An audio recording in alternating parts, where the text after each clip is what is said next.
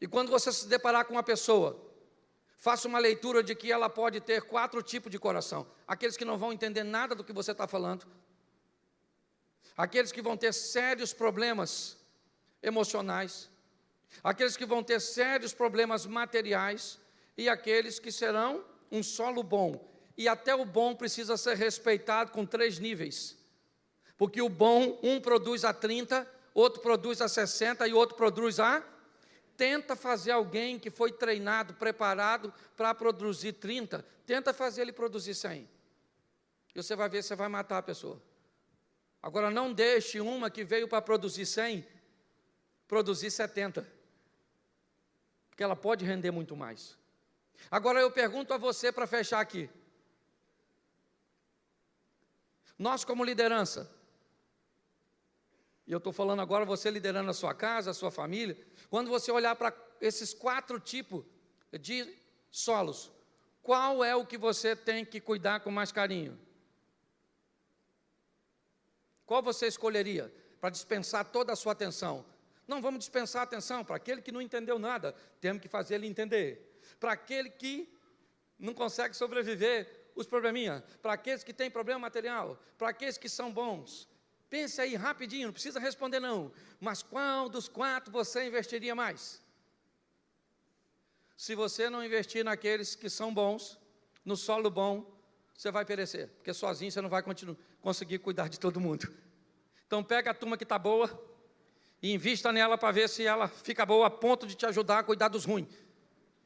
Porque segundo a Bíblia, vou te dar uma notícia ruim pra caramba.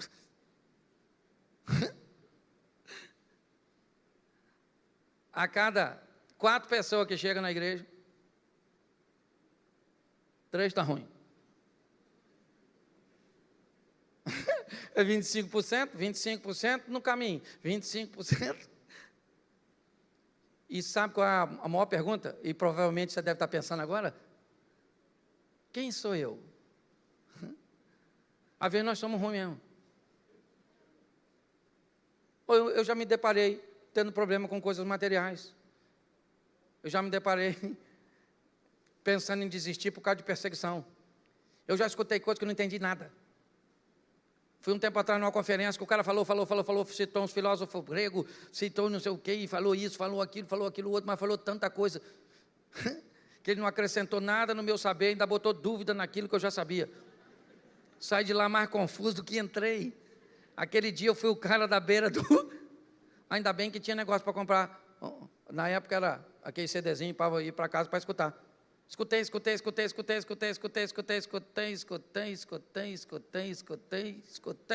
e memorizei, mas não entendi. Eu queria que nós olhássemos para isso hoje. Sabe por quê, irmão? Nós estamos num tempo difícil, Jesus está voltando. Posso avisar você, as coisas estão tão difíceis que eu acho que ele já saiu de lá.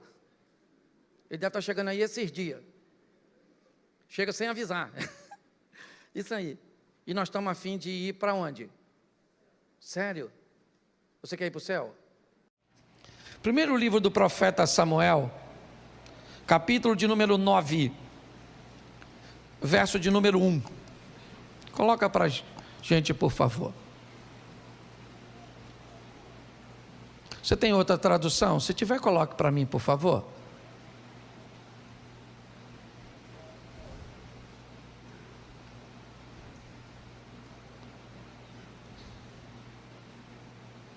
Eu vou ficar com a outra. Tradução bíblica é um negócio. Coloca a outra, isso, deixa essa aqui. Havia um homem de Benjamim, cujo nome era Quis, filho de Abiel, filho de Zeror, e filho de Becorate, filho de Afias, filho de um homem de Benjamim, varão alentado em força. Feche os seus olhos. Senhor, em nome de Jesus, eis aqui a tua palavra. Continua falando conosco. É o que eu te peço nessa hora, pelo poder do nome de Jesus. Amém. Glória a Deus. Amém. Eu quero falar hoje com vocês uma reflexão rápida sobre aquilo que a igreja anda enfrentando nesses últimos tempos. Os desafios que precisamos vencer para estarmos de pé, para conseguirmos sobreviver a essas astutas ciladas do diabo, como a Bíblia diz. Enfrentamos duas coisas hoje: ou o aumento da pressão, que tem feito fortes sucumbirem, ou o crescimento da fragilidade, que tem feito com que a pressão nem precisa ser tanta para que as pessoas venham a desistir, venham a sucumbir.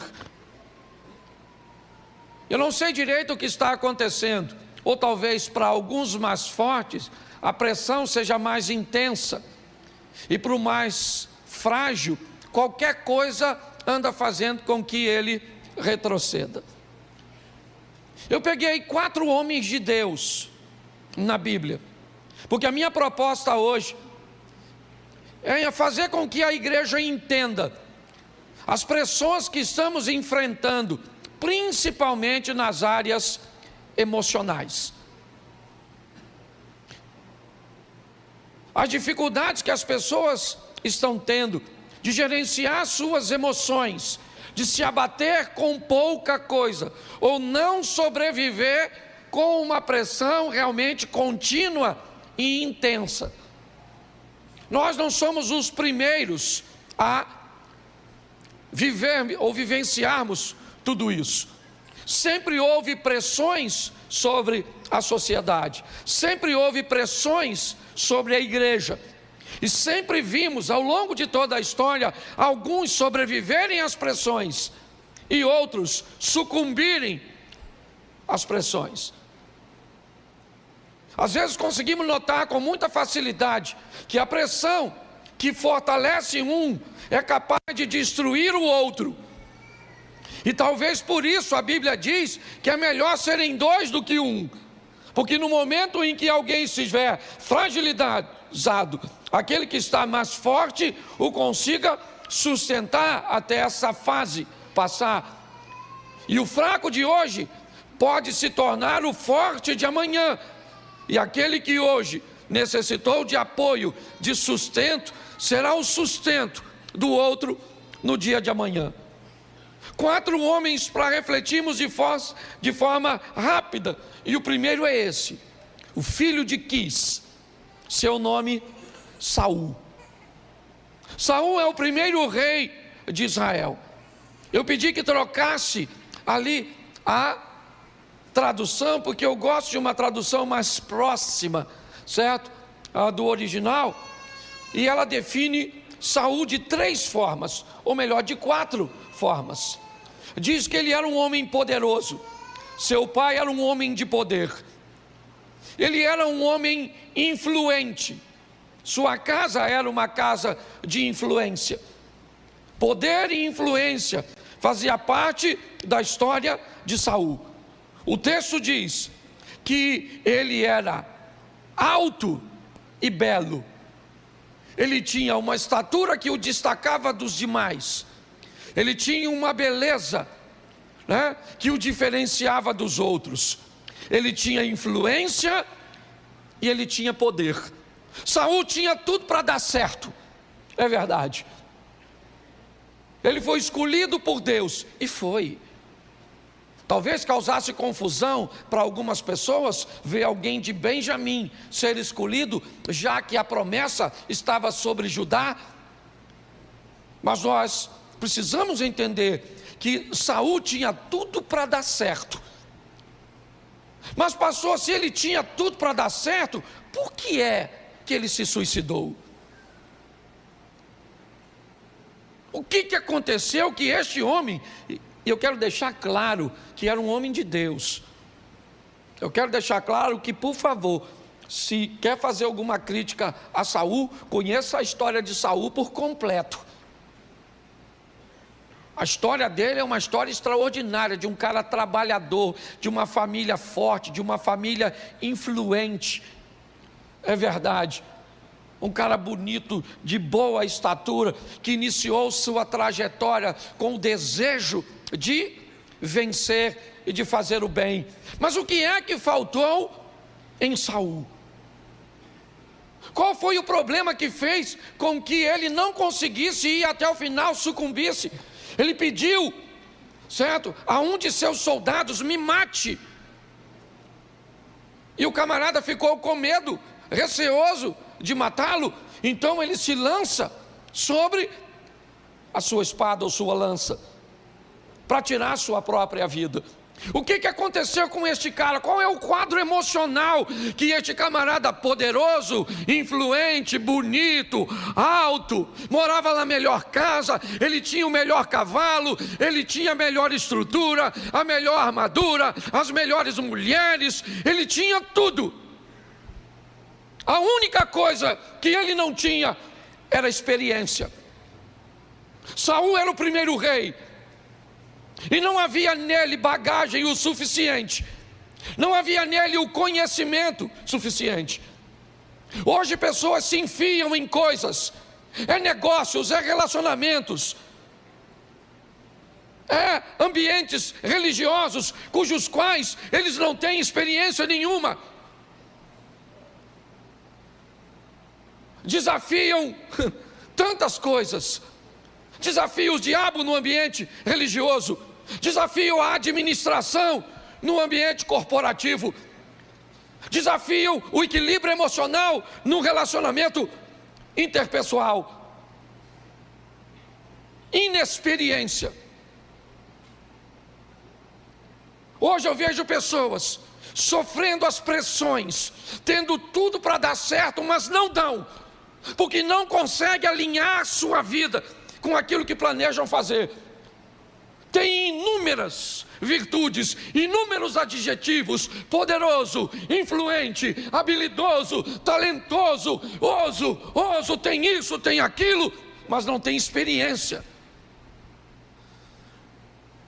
Se tem uma coisa que o diabo vai usar contra você, é a sua inexperiência.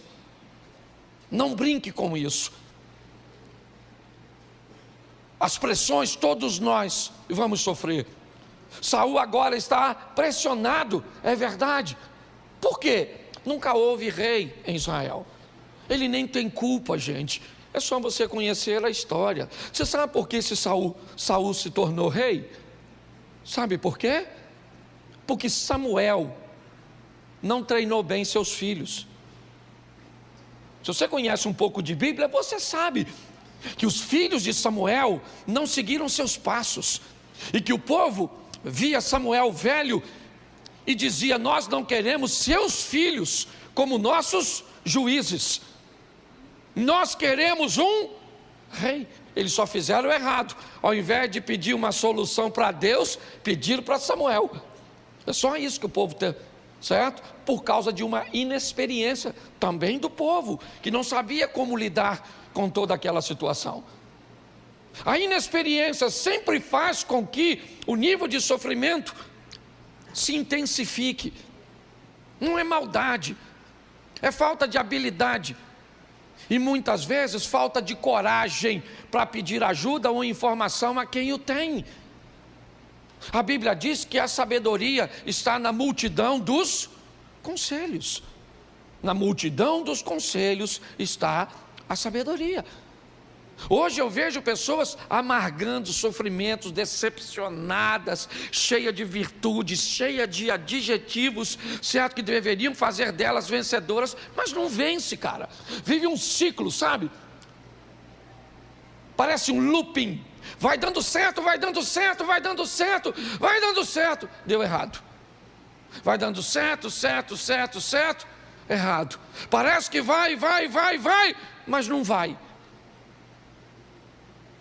Eu disse para vocês e pedi oração aqui, mas hoje, quando eu levantei e vi, e que pediram de mim um posicionamento, eu não sabia o que fazer.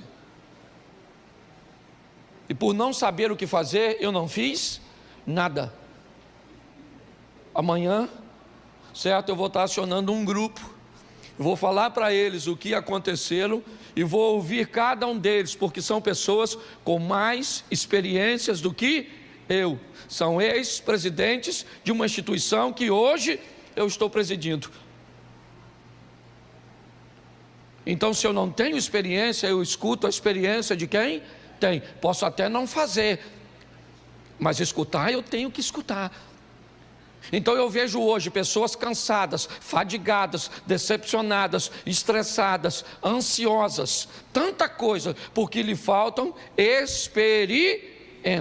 Tem poder, tem influência, tem beleza, tem estatura, mas não tem experiência. Então adquira experiência naquilo que você deseja entrar, naquilo que exige, né? Ou é exigido de você na área que você quer desempenhar. Se não, quebre a cara. Essa é a grande verdade. E sofra todas essas pressões. Que hoje o que está acontecendo? É ansiedade, é síndrome do pânico, certo? É estresse, é pessoas com doenças psicossomáticas. Está aí, gente, está aí. A pessoa vive 10, 15 anos com um câncer, sem saber. Descobre um câncer e morre em 30 dias. O que é isso? A doença? Claro que não. É o estado mental. Está aqui Adriana, que é uma psicóloga. Então nós precisamos melhorar, ok? O nosso conhecimento a respeito daquilo que nós estamos enfrentando. Posso ouvir um amém? Amém. Terceiro princípio, reconhecimento da missão. Talvez esse seja extremamente desafiador para a maioria das pessoas, é entender o que veio fazer nessa terra. Reconhecimento da missão. Hoje muitas pessoas têm dificuldade de observar isso, de fazer a leitura correta a respeito disso. Mas preste atenção, João capítulo 2, verso 4. Caná da Galileia é o cenário. 2,4 de João. Disse-lhe Jesus: mulher, que tenho eu contigo? Ainda não é chegada a minha hora. Maria está pedindo a Jesus que livre aquela família da vergonha, porque o vinho acabou na festa. Ela vai até Jesus e disse: olha, eles não têm mais vinho, isso vai ser uma vergonha. Jesus então disse: mas eu não vim aqui, essa não é minha missão, não é para isso. Ele disse: ainda não é chegada a minha hora. Lembra quando ele vai ser preso? Finalmente, o que ele diz quando vai ser preso? É chegada a minha hora. Jesus obteve sucesso porque ele sabia o que veio fazer. Eu levei um bom tempo para descobrir. Primeiro, que eu era crente. Segundo, que eu ia pregar. E terceiro, que eu tinha que pregar de um jeito engraçado numa época que ninguém pregava. Porque eu fui chamado de demônio, disso, daquilo outro. E você já deve ter ouvido pra caramba. E talvez não só ouvido, como falado. Vou abrir meu coração hoje aqui. Tem assim de gente na igreja que falava mal de mim. Porque não me conhecia, achava que eu não era sério, só porque eu era bem-humorado. Esse pastor é um palhaço, é um engraçadinho, fica contando piada no púlpito. Não levanta a mão não, mas eu sei. Esse dia eu estava conversando com um, o outro chegou e falou assim: pastor, você não sabe como é que isso falava mal de você. E eu falei para ele assim: rapaz, fica tranquilo que ele não sabe o quão ruim eu era. Senão falava mais. Saber quem você é, cara. Sabe qual é o problema hoje? Cara, parece que as pessoas querem dizer quem nós somos, o que temos que usar, o que devemos falar, o que devemos fazer. Aliás, para estarmos inseridos em grupo, às vezes jogamos nossa identidade fora. Usamos coisas que não gostamos. Eu já contei essa história aqui diversas vezes. Eu fui viajar, o cara me levou para andar numa lancha. Depois da lancha me levou para andar num tal de um jet ski. Pensa num troço maneiro. Voltei para casa doido. Ainda dava para comprar. Falei com... O cara falou: compra um para tu. Eu falei: vou comprar. E vim para casa, pro Xerém.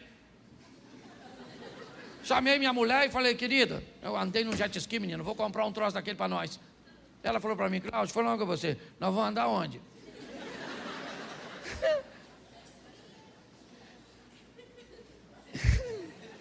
Eu falei: nós vamos andar onde? Nós vamos andar onde, hein? Uma boa pergunta, eu não tinha pensado nisso não. Você já comprou um montão de coisa que nunca usou, só porque os outros têm, e porque os outros falaram que é legal? Eu gosto disso aqui, saber quem você é. Jesus não tinha, ele falou, não é chegada a minha? Isso, ele sabia quem era. Vamos lá, Lucas 9,18. Olha só, Lucas, o que é que Jesus faz? E aconteceu que, estando ele orando em particular, estavam com ele os discípulos, e perguntou-lhes dizendo, quem diz a multidão que eu? Vamos lá.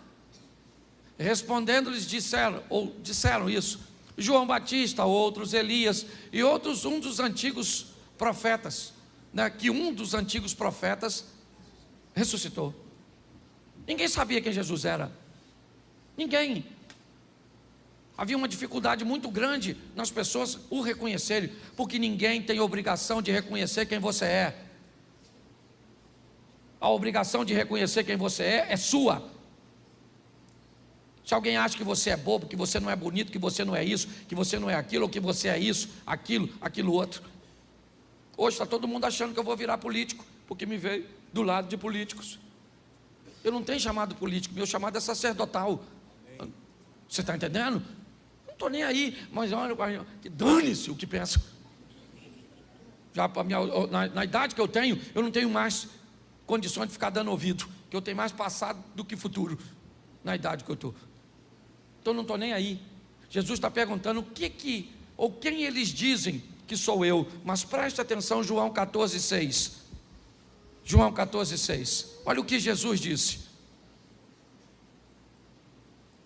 Vamos lá, isso. E disse-lhe, hoje eu estou com plural na boca.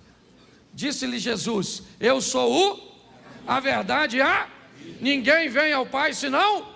O que ele está dizendo? Eu sei quem eu. Então pare de querer ser quem os outros querem que você seja. Usar, fazer. Seja você mesmo. Vai para a escola, tem um grupinho que quer formatar você. Entra na internet, tem um grupinho que quer formatar você. Vem para a igreja que tem um grupinho que quer formatar você. O que é isso? Não perca a sua identidade, não interessa onde você esteja. Onde você estiver, vai ter gente querendo roubar a sua identidade. É assim que funciona. Jesus sabia quem ele era, reconhecia sua missão e não tinha problema no que diz respeito a isso. Por isso, ele teve sucesso. Bota aí João 19:11. Bota aí. João 19:11. Presta atenção nesse texto. Respondeu-lhe Jesus, nenhum poder terias contra mim, se de cima não te fosse dado. Mas aquele que me entregou a ti, né, maior pecado tem. Ele está falando de Judas ali, mas Pôncio Pilatos está chamando Jesus e dizendo assim, ô Messias, ô rei dos judeus, se defende, cara. Eu posso libertar você. E Jesus disse, você não está entendendo, Pôncio Pilatos. Quem aqui não sabe quem é você. Eu sei muito bem quem eu sou. Você não teria poder nenhum se meu Pai, que está no céu, não tivesse concedido a você. E Jesus ainda responde uma angústia de Pilatos, no final do texto. Fique tranquilo, porque aquele que me entregou a você é pior do que você. Até no sofrimento, até no momento da adversidade, até no caminho da morte, Jesus está aliviando a dor de quem encontra no caminho, porque sabe quem é. Quanto mais rápido você descobrir quem você é, o que você veio fazer, mais fácil fica. Mas pastor, por que eu não sei quem eu sou, nem o que eu vou fazer? Porque identidade e missão está totalmente entrelaçado. Por que você não sabe quem é e não sabe qual é a sua missão? Porque nós ficamos o tempo inteiro, principalmente hoje, olhando para a vida dos outros. Então é o corpo dos outros, a roupa dos outros, a rede social do outro, é o que o outro está fazendo. Então eu não tenho tempo para viver a minha vida, já que eu estou tão focado. Mas presta atenção nesse texto, Mateus 27, verso 40, já estou quase terminando. e dizendo: tu que destrói o templo e em 3 dias o reedifica, salva-te a ti mesmo, se és o Filho de Deus, desça da, verso 42, isso, salvou os outros e a si mesmo não pode salvar-se? Se é o rei de Israel, desça agora da cruz, e creremos nele. Preste atenção, é isso. Desça da cruz, Jesus, desça da cruz. Ele falou: não posso descer, subir aqui foi minha escolha, missão. Isso aqui não é fatalidade, ninguém tira a minha vida, sou eu que... Ele sabia. Uma das maiores crises que vivemos hoje na sociedade é a crise da identidade, irmãos. E é por isso que Jesus venceu essas etapas. Vamos lá? A autoridade de seus pais, de João Batista, de César, de Deus, o conhecimento através da palavra, o reconhecimento da missão.